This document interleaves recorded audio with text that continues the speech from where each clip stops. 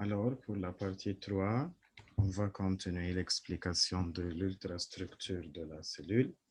On a déjà pris en chapitre de leçon 1 la structure de la cellule animale et végétale de point de vue les membranes. On a dit que la cellule végétale elle a deux parties, membrane plasmique et paroi cellulaire à l'extérieur, mais la partie dans la cellule animale ne contient que la membrane plasmique seulement. Après ça, on a dit qu'il y a quelque chose appelé protoplasme. Et le protoplasme se compose de noyau et cytoplasme. Partie 2, on a expliqué le noyau. Maintenant, on explique le cytoplasme. Et les deux ensemble, ils forment le protoplasme. Alors, le cytoplasme contient molécules organiques, comme par exemple, comme on a déjà pris en unité 1, les lipides, le sucre, les protéines, l'ADN, et des molécules inorganiques comme l'eau et le sel. Alors, de quoi se compose le cytoplasme? Il se compose essentiellement de deux parties, le cytosquelette et les organites. Et les organites, ils sont 8, 6 membranés, ça veut dire entourés d'une membrane, d'une enveloppe pour les protéger, et 2 non membranés qui n'ont pas une membrane ou une enveloppe pour les protéger. On commence par le cytosquelette. C'est un réseau de microtubules, ça veut dire de très petits tubes et filaments. Alors, quel est son rôle? C'est le soutien de la cellule et aussi il garde la forme et la taille de la cellule. Aussi, il est creux, فاضي من جوه. Alors, il est comme une passerelle كأنها شبكة مواسير موجودة بتعدي جواها الماتير. C'est une passerelle pour l'entrée et la sortie des matières à travers la cellule. طيب. Les organites, elles sont classées en 8 organites, classées en organites non membranés, non pas une membrane. آخرهم زوم. زوم باللاتيني يعني جسم. Ribosome et centrosome. Et il y a 6 organites membranés qui sont le réticulum endoplasmique, il y a lisse et il y a le rugueux أو granuleux. Le réticulum endoplasmique rugueux أو granuleux, هنسميهم pour abréviation R réticulum, E endoplasmique rugueux يبقى RER أو REG. طيب الريتيكولوم endoplasmique lisse النوع الثاني هيبقى REL. Il y a l'appareil de Golgi, les lysosomes, la mitochondrie, les plastes et les vacuoles. Sont 6 organites. Pour commencer à expliquer d'abord, on va prendre ici, dans cette partie numéro 3, on va prendre les organites non membranés qui sont le centrosome et le ribosome. Alors, commençons par le centrosome. Où se trouve-t-il? سواء centrosome, ribosome, أي واحد من السيس كل دول موجودين في السيتوبلازم.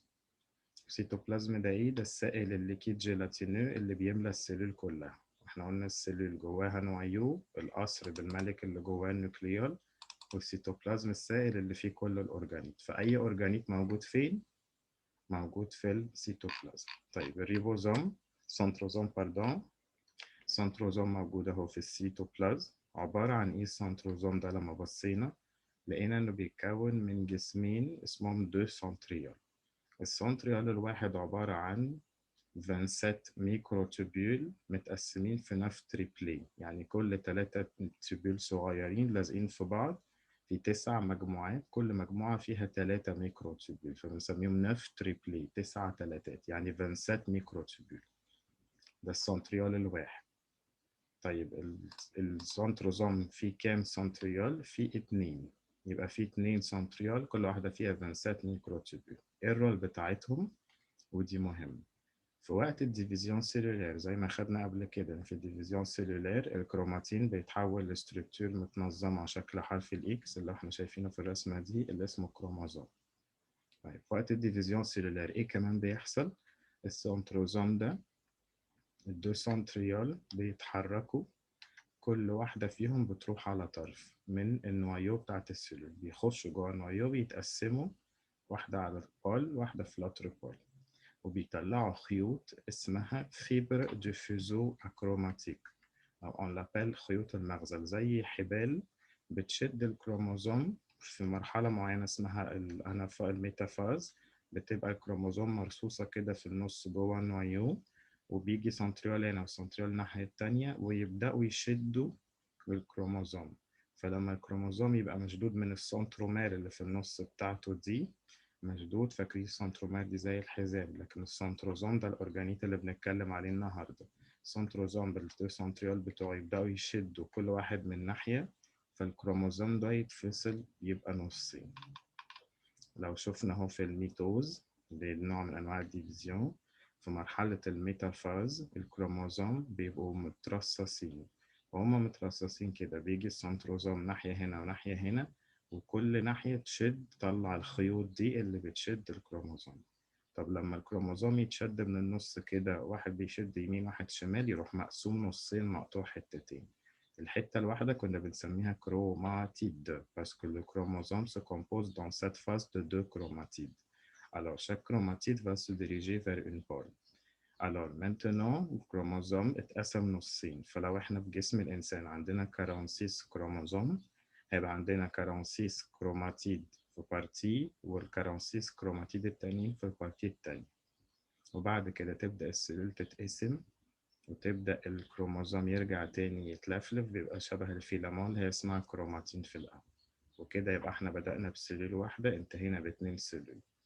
بعد فترة الكروماتين دول بيحصل حاجة اسمها دوبليكاسيون، يعني كل كروماتيد يرجع تاني يعمل حتة جزء تاني اسمه الكروموزوم. دي مش علينا في البروجرام بتاعنا، بس سيتا كونتري. طيب يبقى السنتروزوم ده موجود في كل السلول؟ لا، ده موجود في السلول أنيمال بس، ومش في كل السلول أنيمال. في أنواع من السلول اللي اسمها السلول نيرفوز اللي هي الخلايا العصبية، elle ne contient pas de centrosome. يبقى d'où où se trouve le centrosome? Dans le cytoplasme de la cellule animale seulement et pas la cellule végétale. Ou est-ce qu'il est présent dans toutes les cellules animales? Non, c'est présent dans toutes les cellules animales sauf les cellules nerveuses. Dans les cellules végétales, il y a une autre région dans le cytoplasme qui va faire son rôle. Structure de centrioles. Chaque centriole se compose de 9 triplés, ça veut dire 9 fois 3 microtubules. Leur rôle, durant la division de la cellule, soit mitose ou myose, ils forment les fibres, le khiyut ou le hibel du fuseau achromatique qui vont tirer et fixer les chromosomes aux deux pôles de la cellule, puis sa division en deux cellules. Alors, là, il y a l'organite qui aide à augmenter le nombre de cellules ou qui aide à la division des cellules, c'est très important. Alors, c'est le centrosome. يبقى مين اللي بيساعد في الديفيزيون سيلولير، ومين بيساعد ان السيلول الواحدة عددها يزيد ويبقى 2 عن طريق الديفيزيون سيلولير؟ يبقى ممكن يقول لي aide à augmenter le nombre de cellules ou aide à faire ou accomplir la division cellulaire. اللي بيساعد في زيادة انقسام الخلايا ويزود عددهم هو السنتروزوم. ليه بيساعد؟ عشان بيطلع الفيبر ديفيزو اكروماتيك اللي بتشد الكروموزوم نصين، نص بيروح في بارتي والنص التاني يروح البارتي التاني. اوكي. طيب دوزيام اورجانيت الريبوزوم. ولو تفتكروا قلنا ان جوه نوايو كان في نيوكليول بنسميه الملك، عشان هو كان بيصنع اهم مصنع، بيكون اهم مصنع اللي اسمه الريبوزوم. والريبوزوم ده اهم مصنع ليه؟ عشان ده المصنع اللي بينتج البروتين. Et on a déjà dit que les protéines, ce sont les molécules les plus importantes dans tout le corps. Alors, le ribosome, c'est l'usine de production, c'est l'usine où on produit, on fabrique, où le corps fabrique les protéines. Alors, مين اللي بيصنع الريبوزوم نفسه؟ هي النيوكليول اللي في النوايو، الملك. ده لازم doit être présent dans toutes les cellules animales et végétales. فين؟ في منطقة السيتوبلازم. طيب لو بصينا اهو ادي النوايو، لو تفتكروا كان فيها نيوكليول، وكان فيها الفيلامون اللي اسمها كروماتين، اللي احنا قلنا وقت الديفيزيون بتترصص تبقى في شكل اكس كروموزوم. وقلنا ان النوايو متحوطه بانفلوب نيوكليير في فتحات اسمها بور نيوكليير. طيب النيوكليال هو اللي بيصنع الريبوزوم، وإل فا سورتير à l'extérieur à travers les pores. يبقى النيوكليال هو المصنع الرئيسي اللي هينتج مصنع تاني اسمه ريبوزوم. ده حبوب كور دوائر صغيرة كده بتطلع من الفتحات اللي في النوايو اسمها البور نيوكليير، وتستقبلها حاجة أورجانيت جديدة اسمها الريتيكولوم أندوبلازميك. الريتيكولوم أندوبلازميك هناخده كمان شوية. ده عامل زي شبكة مواصلات أو سيستم بتاع نقل، أو السير اللي بنحط عليه الشنط بتاعتنا واحنا طالعين من المطار، السير اللي بتمشي عليه الشنط بتاعتنا. وظيفته بس إنه بيساعد في نقل الريبوزوم اللي خارجة دي.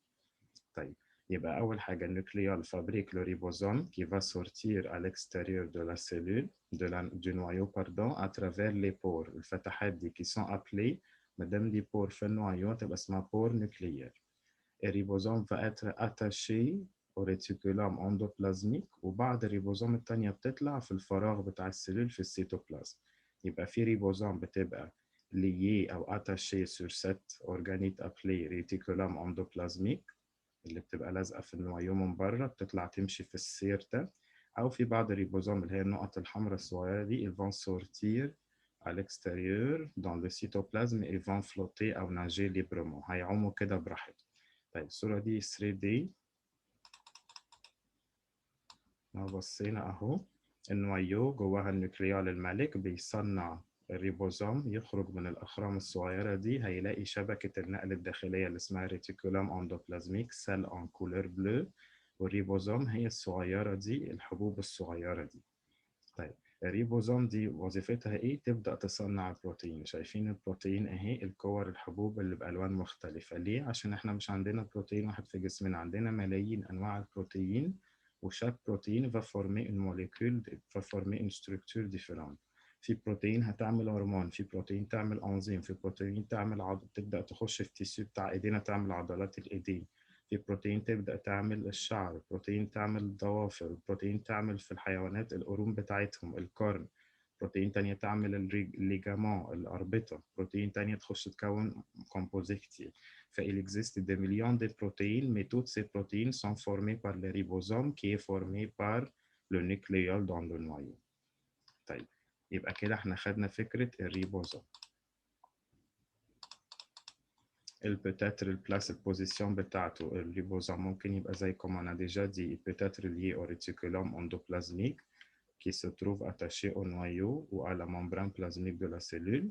ممكن يبقى libre dans le cytoplasme. يبقى الريبوزوم بعد ما بيطلع من النويو يا إما يلزق في الريتيكولوم اندوبلازميك الشبكة دي عشان يبدأ يكون بروتين، يا إما يطلع يعوم في السيتوبلازم براحته ويبقى ليبر وبرضه هيصنع بروتين.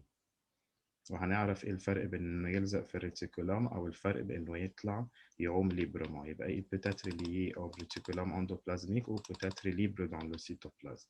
طيب الرول دي ريبوزوم برودوير لي بروتين. طيب الريبوزوم ليبر اللي هو طلع عام كده في السيتوبلازم ده هيصنع بروتين لمين؟ ده جوه السيلول هيصنع للسيلول بروتين اللي هي محتاجاه، لانه كل سيلول في جسمنا اكيد محتاجه بروتين. طيب يبقى كأنه بيعمل إنتاج محلي. طب الريبوزوم الأتاشي أو اللي هم لزقوا دول طلعوا بروتين في الريتيكولوم أندوبلازميك اللي ليه ألوان مختلفة. دول هياخدوا بقى هيمشوا في سيكونس كده ورا بعض لغاية لما هيطلعوا بره السلول وهنصدرهم للخارج. يعني إيه نصدرهم للخارج؟ يعني السلول في منطقة مثلا الفوا أو في منطقة الاستوماء هتطلع البروتين ده في شكل منتج هرمون أو أنزيم يطلع يمشي مع الدم يروح لمناطق تانية في جسمنا، فده اتصدر لخارج السلول كأنه مصنع توشيبا بيصدر تلفزيونات مثلا لبره مصر. يبقى الريبوزوم ليبر اللي هي طلعت عملت في السيتوبلازم دي هتبقى بتكون بروتين للسلول نفسها كأني بتصنع إنتاج محلي للبلد اللي هي فيها. لكن الريبوزوم الأتاشي على ماشي على السير اللي اسمه réticulum endoplasmique ils vont produire les protéines qui seront transportés أو exportés à l'extérieur de la cellule. هي البروتين دي بنصنع منها ملايين الحاجات comme par exemple الهرمون والأنزيم. طيب الريتيكولوم endoplasmique on va le discuter après. Alors jusqu'à maintenant on a terminé les organites non membranés اللي مش متغطين بانفلوب اللي مالهمش غلاف. La fois prochaine, partie 4, on va discuter les organes membranés qui sont 6 organites, les organites membranés. Voilà, merci.